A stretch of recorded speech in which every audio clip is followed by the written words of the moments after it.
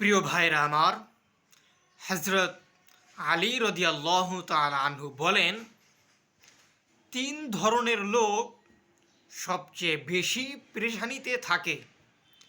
এক নাম্বার হচ্ছে সাহায্যকারী। যে ব্যক্তি মানুষের বিপদ আপদে সাহায্যের জন্য ঝাঁপিয়ে পড়ে এবং সর্বক্ষেত্রে মানুষকে সাহায্য করে, সেই ব্যক্তি। দুই নাম্বার হচ্ছে দায়িত্বশীল। যে ব্যক্তি সব কাজেই দায়িত্ববান হয়ে থাকে, দায়িত্ব দেওয়া হয়ে থাকে, এমন ব্যক্তি হচ্ছে দুই নাম্বার, তারা পেরেশানিতে থাকে। তিন নাম্বার হচ্ছে যার অন্তর পরিচ্ছন্ন, অন্তরের মধ্যে কোনো প্যাঁচগোছ নেই, যা কিছু বলতে হয় সব কিছু সরাসরি বলে দেয়। এই তিন ধরনের মানুষ সবচেয়ে বেশি পেরেশানিতে থাকে।